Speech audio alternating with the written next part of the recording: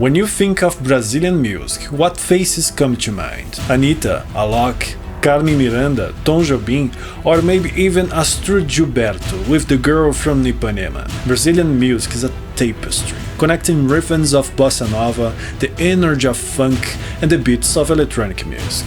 But why have these names and faces become global symbols of a sound that's rooted in black culture and multicultural diversity? What if I told you that what most of the world recognizes as Brazilian music actually represents only a small, carefully selected slice of a much bigger, more diverse cultural universe, and that the real story is rarely told outside Brazil? Stick with me, because the answer might transform how you see not just the Brazilian music, but the entire story of culture and representation.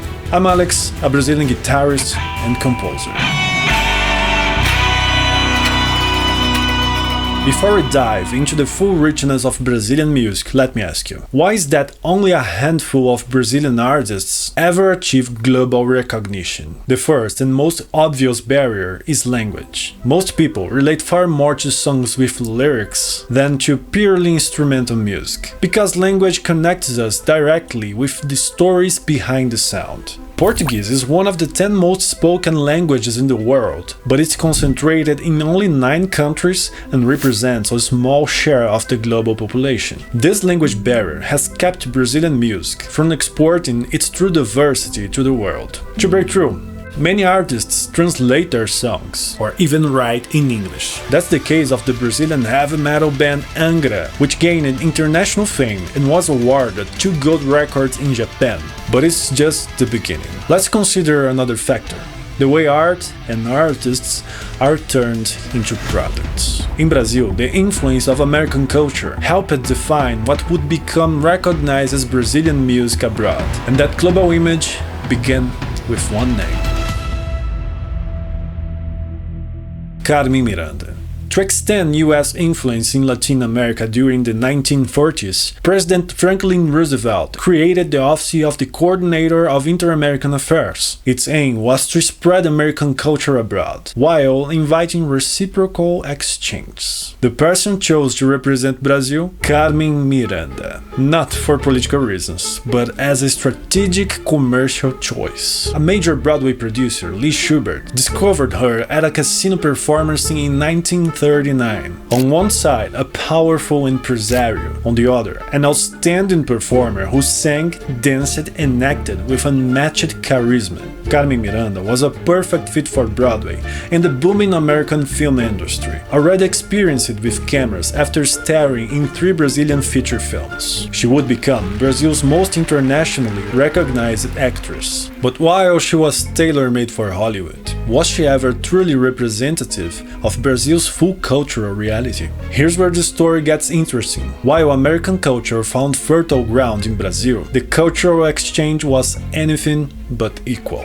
Carmen Miranda and her group Bando da Lua had a deep impact on what the world began to call Brazilian music. Her specialty? A genre distinctly, authentically Brazilian. Do you know which one? Samba. You can find an interesting post about Carmen Miranda and Samba on my website, link in the description. Samba was wildly popular in Rio de Janeiro, Brazil's capital at the time, and gained international fame thanks to Carmen Miranda, setting the stage for the rise of Bossa Nova. But was Carmen Miranda the true face of Samba, or just a marketable mask of a much more profound tradition? Who really created Samba, and why do we rarely see the original artists' faces celebrated outside Brazil? There's no clear-cut answer about Samba's origins. Historians debate musicians once competed over credit. It all depends on which milestone you choose. The first recording, the first published song sheet, but popular culture, by its nature, is never born of a single event. The word samba was used in Bahia, a northeastern state in Brazil, long before slavery was abolished in 1888. Samba referred to the gatherings and celebrations among enslaved people, where dance and music played a central role. All African-influenced cultural practice was persecuted in Brazil. After abolition, huge numbers of freed former slaves migrated to Rio de Janeiro. Vinícius de Moraes, one of Brazil's greatest songwriters, captures samba's mixed heritage em Samba da Benção. Porque o samba nasceu lá na Bahia. E se hoje ele é branco na poesia, ele é negro demais no coração. Ok, translation. Because samba was born in Bahia, and if today it's white in poetry, it's still too black at heart. So, Carmen Miranda was never the true face of samba. She was simply the face the market wanted to sell, in a society where racism excluded black people from the culture they themselves created. But why does this still matter? Why nowadays do we see such a limited face of Brazilian music exported to the world? In 2024, Spotify released a list of the most streamed Brazilian artists of the decade worldwide, dominated by one genre, Sertanejo, or Brazilian country music. Most of these artists, based on Brazilian racial standards, would be classified as white. But why has Sertanejo, a genre with deep rural roots, become the international face of modern Brazilian music, while its black traditions remain in the shadows? It boils down to two main reasons. First, massive investments from Brazil's powerful agribusiness sector in promoting this genre, a very profitable one.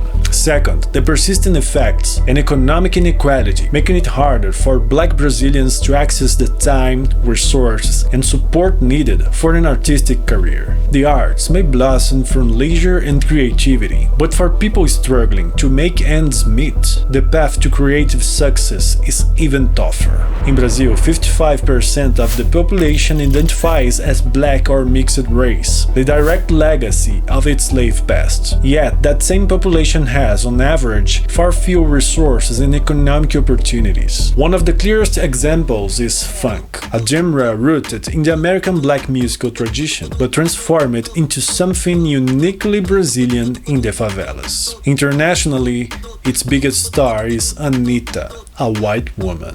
This isn't a criticism of Anitta, it's just a reality. Racism makes it much harder for black voices, stories, and talent to rise. And this whitening of culture has always existed. Many think of Carmen Miranda, but it could have been Donga, the composer of Pelo Telefone, the first recorded samba, or Tia Ciata, the great matriarch who protected and nurtured Rio's samba tradition. They, and others like Dona Ivone Lara, whose legacy rivals any of her peers, were never the face America wanted. Race, economics, and carefully curated images made by entertainment gatekeepers define what the world came to know as Brazilian music.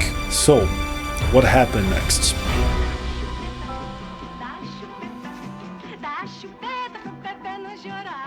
The films that made Carmen Miranda famous projected a fantasy Brazil. That dream stayed alive in the next big genre the country exported, Bossa Nova. What makes Bossa Nova so irresistible to international audiences? Was it the smooth sounds or something else? Bossa Nova was born from the fusion of jazz, the ultimate American genre, with the cool, sophisticated aesthetic of Brazil's elite. Unsurprisingly, it merged in Rio de Janeiro, a place already packaged as the face of Brazil for foreign audiences. Beaches, tropical vibes, paradise, at least on the screen. But while Brazil has a huge coastline, most of Brazilians don't actually live near a beach. The country is a continent with enormous internal diversity. After the construction of Brasilia and the rise of domestic air travel, Brazil tried to pivot its image by moving its capital to the center of the country in 1960. But for the world, Rio was still the postcard city,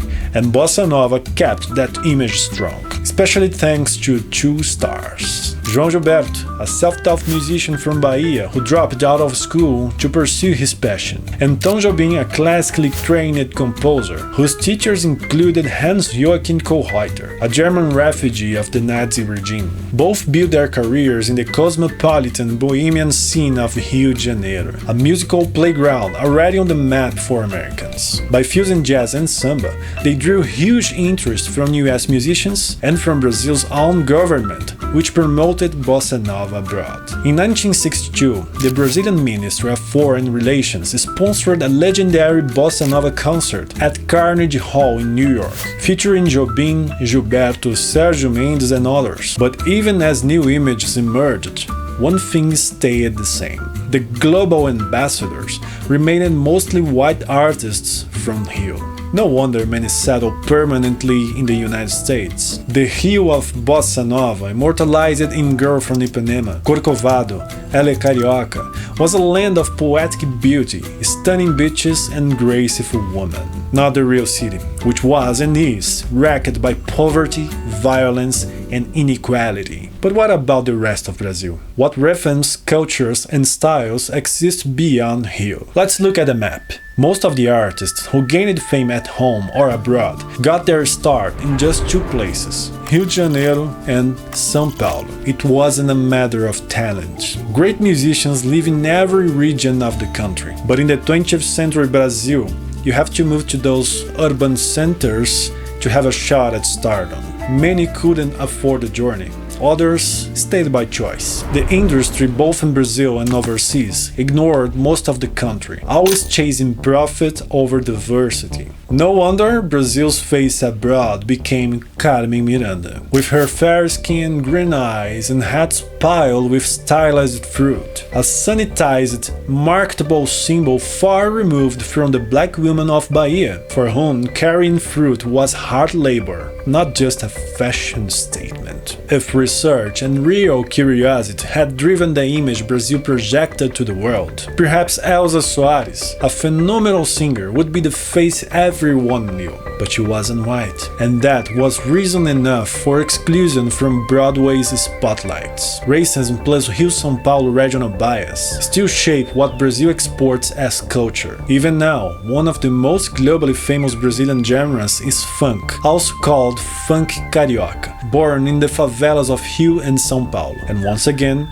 its biggest global name is Anitta, a white woman very unrepresentative of the communities where the music was born. How is it in your country? Does race or regionalism shape the artists who gain international fame? Let me know in the comments. Here in Brazil, it absolutely does. And it hides from the world the incredible diversity that makes our music unique. If you want to discover legendary Brazilian artists from every corner of the country, check the video description for an exclusive post on my website with recommendations from all regions of Brazil. Brazilian music is so much more than a few faces and genres the world thinks it knows. Its true power lies in diversity, a story still waiting to be told. Yeah, there's so much more left to explore in Brazilian music. In future episodes, I'll reveal the voices, rhythms and stories the mainstream missed. So stay tuned, subscribe and join me as we dive deeper into every Brazil hidden within Brazil.